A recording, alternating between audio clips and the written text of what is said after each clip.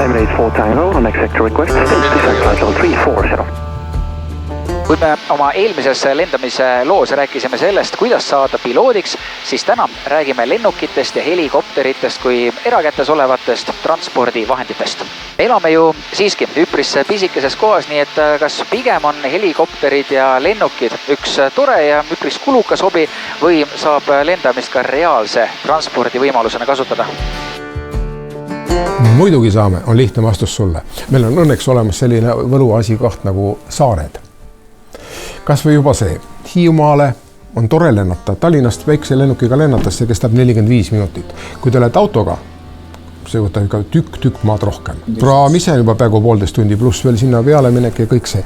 Ma kohtan alati, kui ma praamil olen inimeste küsimust, et no miks autoga tuleb, miks sa lennukiga ei tulnud? Jah, lennukiga me saame ise kohale, aga lennukiga ma ei vii külmkappe, lennukiga ma ei vii telliseid, ma ei vii prusse ega mitte midagi sellist. Kui sul on tarvis ringi käia, sõbraga kohtuda, teha mingisugune imetore väljasõit, näiteks tõesti lennata Popsti Hiiumaale Järda lennuväljale, mille kõrval on kohe tore Roograhu restoran, teha lõunasöök ja tulla tagasi. Selleks kulub kõige rohkem 3 tundi kokku. Aga sa oled saanud täiesti erilise elamuse, sa oled lennanud, sa oled näinud merd, sa oled käinud saarel.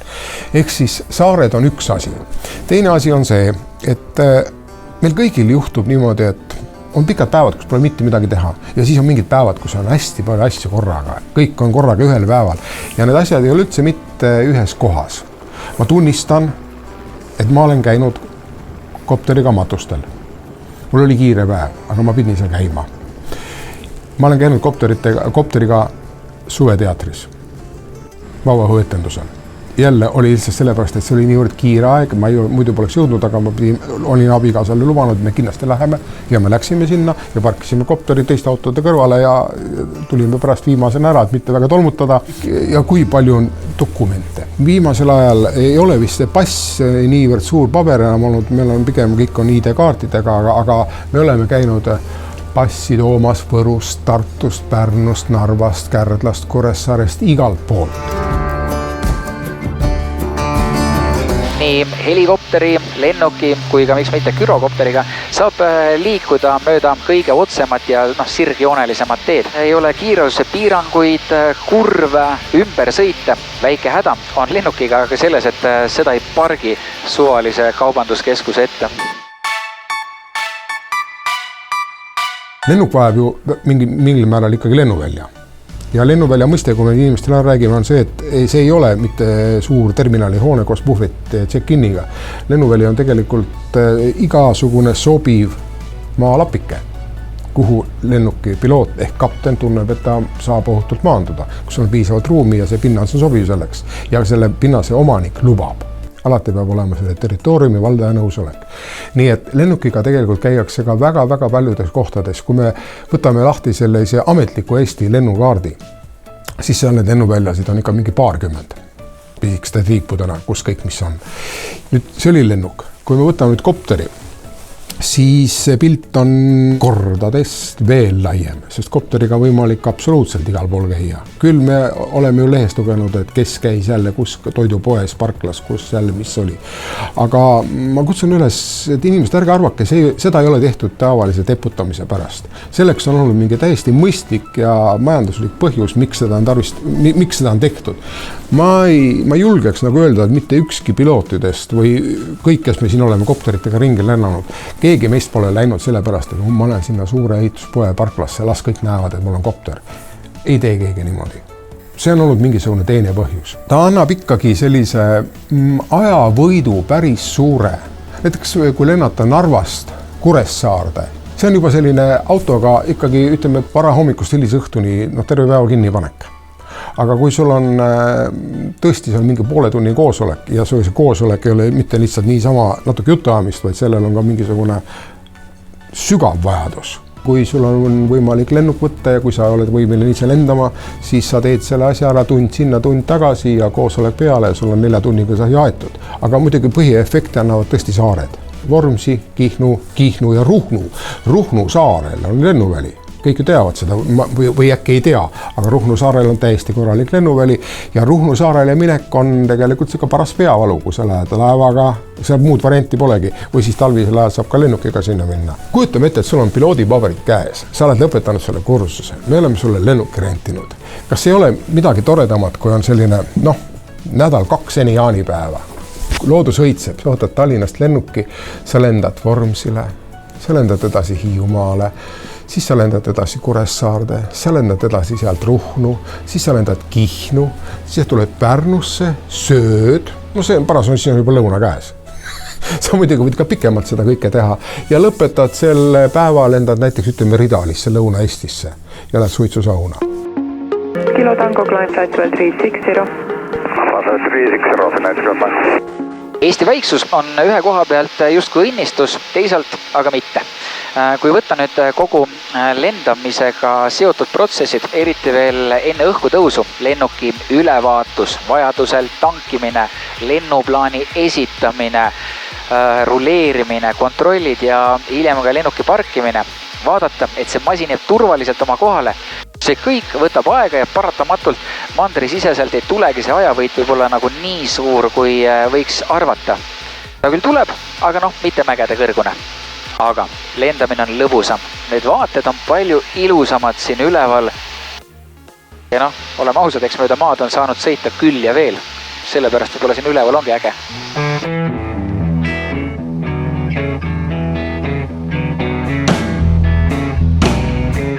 Olgem ausad, selles mõttes kogu aeg on ta ju transpordivahend, et ükskõik kuhu ma ei lähe, siis eks ikkagi mõte on ajavõit, et niisama Tallinna kohal tiirutamist on mul ikkagi väga vähe. Et ikka ongi see, et kui ongi vaja kellegagi kokku saada, on see siis Tartu või Pärnu või Kuressaare, siis ma ikkagi üritan seda planeerida niimoodi, et ma saan sinna kopteriga minna ja kui ilma ei ole, seda on paar päeva ette juba teada, et ei saa lennata näiteks sel päeval, siis muudan oma kohtumise ära ja lähen ikkagi kopteriga, siis kui on õige ilm. Mul on kopteriload umbes 10 aastat ja kopteriomanik olen ka umbes sama kaua, võib-olla natuke kauem, et tegelikult ma kõigepealt ostsin kopteri ja siis tegin load. Kui kopter hoovi peal seisis, siis juba ei jäänud muud üle, et tuli lugema hakata, et see mõjus nagu motivatsioonipomm. Selles mõttes on Eesti ju hea riik, et siin on mitu lennukooli ja Eesti suurus on selline mugav, et sa võid ka käia ükskõik kus Eesti otsas ja jõuad sama paagi kütusega veel tagasi, et ei peagi tankima ja nii edasi, et Eestis on palju saari, kus sa võidad nagu aega, kui sa pead saarele lendama ja nii edasi. Kui me suvisel ajal näeme õhus väikelennukit, olgu see siis Cessna Piper, mis iganes, kas siis tõenäoliselt võib ikkagi arvata, et keegi lihtsalt naudib ja mõnuleb ja kasutab oma seda õpitu vilju, et tihtilugu ei ole asi nüüd selles, et mul on vaja kuskile minna, vaid et ma tahan minna. Jah, selline ilus küsimus ja mul oli ilus vastus sulle ka selle peale, jah, aga see võib olla see võib olla teine, see võib olla kolmas, see võib olla õppelend, see võib olla mingi kiire taksolend või see võib olla mingi kiire dokumendi viimine, see võib olla nauding, see võib mida vaid olla, aga igal juhul, mis on selge, et kui see väike lennuk, sa ütlesid Cessna või Piper üleval lendab, siis seal olevad inimesed naudivad seda. Nemad kindlasti ei ole sellise tülpindolekuga, kui sa lendad näiteks Lõuna-Aafrika Vabariiki suure Airbusiga ja ootad, millal kohale ometi jõuaks. Nemad seal üleval ei oota kohale jõudmist, nemad naudivad igat minutit, mis see masin seal õhus lendab. See kõlab naljakalt, aga kui väike eralendur võtab oma pisikese lennuki, lendab ringi üksinda, siis ta on kapten, siis ta on sisuliselt 4 triibuga mees ja kui suures reisilennukis on 2 pilooti, ühe neist pilootidest on ainult 3 triipu, tema on esimene ohvitser. Nii et need muidugi on väga meelevaldsed võrdlused praegu, aga siiski, kui sa oled üksinda õhus, siis sa oledki tegelikult kapten, sellepärast, et sul on nii palju võimalusi eksida. Sul on nii palju võimalusi asi mokka keerata ja sa pead kõikide need asjadega saama ise üksinda hakkama, sul ei ole mitte kelleltki midagi küsida. Ja küll sa võid raadiodel küsida, mis ilm on või kas sees on see selline ilm või teine, aga sa oled ikkagi tõesti kapten. Nii et selle lendamise romantikale tuleb nagu üks asi veel juurde, et sa saad endale sellise väga vahva vastutusala. Sa tõesti vastutad selle eest, mis sa teed. Eriti veel siis, kui sa oled saanud oma esimesed load kätte, sa võid ju võtta sõpru ja perekonnaliikmeid ja tuttavaid ja kõiki lennukisse kaasa. Ja nemad tegelikult ju usaldavad oma elu sinu kätte. Sina oled tegelikult nende elu hoidja.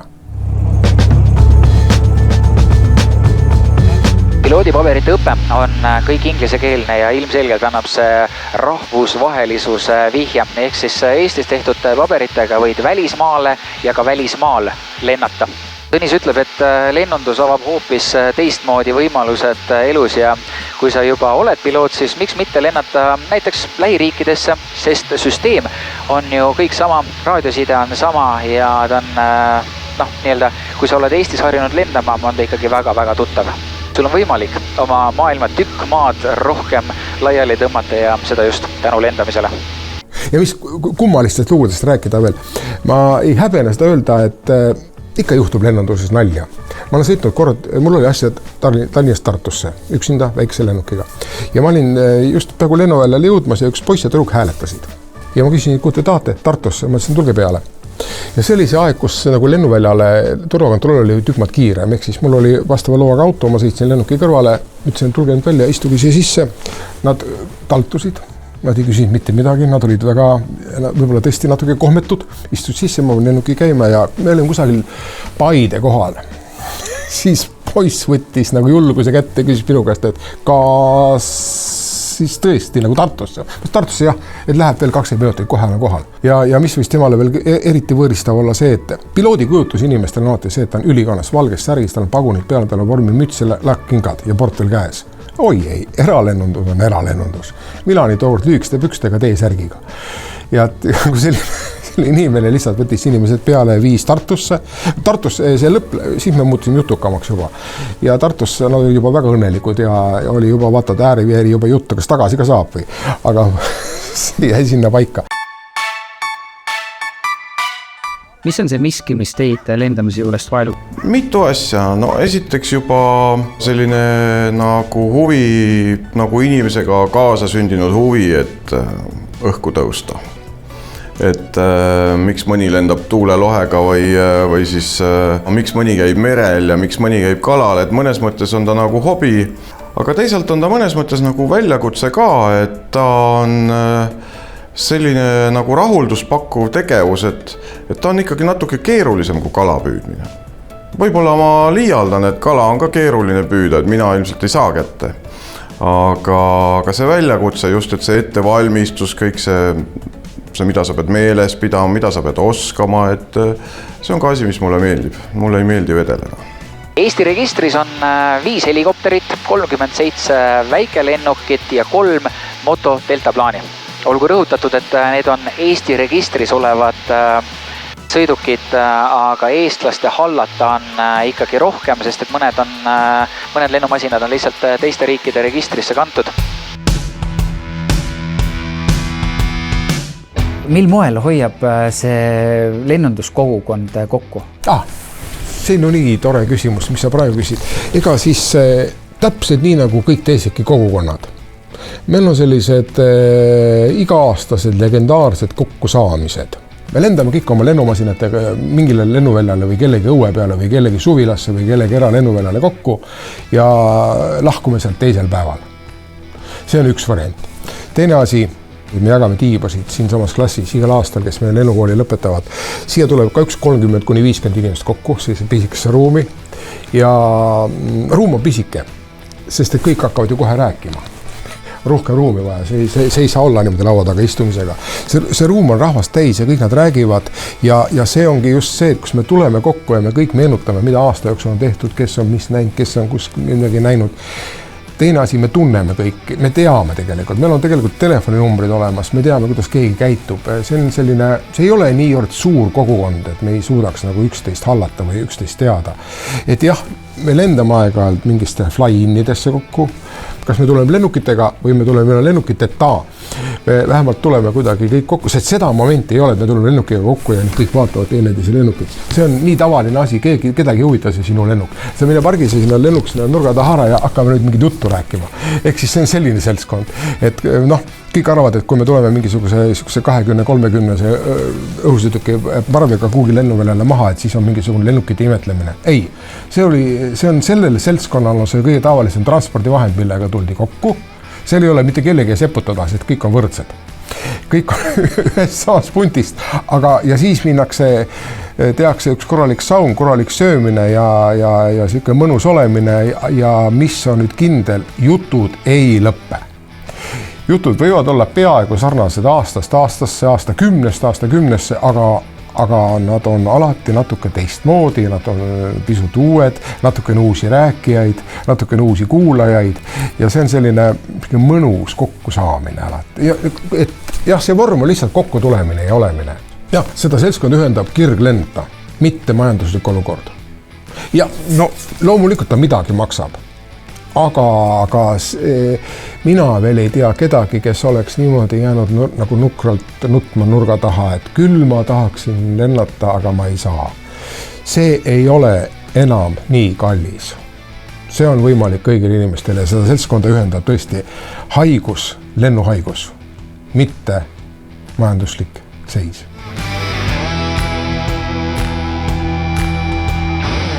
Ma julgen julgustada küll inimesi, et tegelikult kui mingisugunegi lennupisik on, et siis see on ikka väga põnev nagu asi.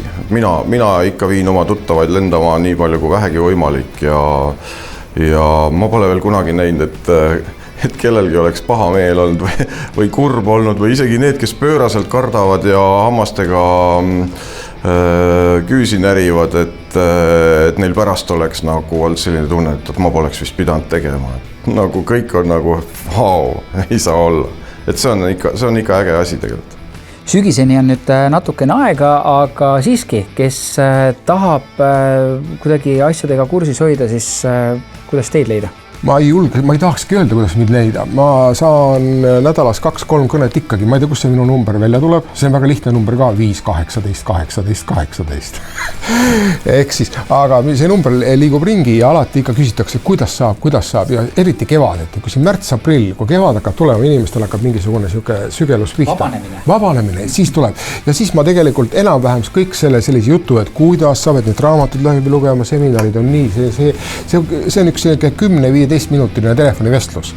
Ma loen selle ära ja kui inimene selle peale ikka ütleb, et jah, ma ikka tahan, siis ma ütlen, et palun saada mulle lihtsalt meil. Siis saadetakse mulle lihtsalt meil, et mina see ja rääkisime niimoodi ja siis mina kogu need meilid niinimetatud sahvrisse. Ja siis, kui tuleb suvi kusagil juulikuu, siis ma otsin kõik meilid ja kontaktid välja, hõikan kõigile, et kulge, me nüüd augusti lõpus teeme infopäeva. Et tulge nüüd kõik kohale. Iski Lima 993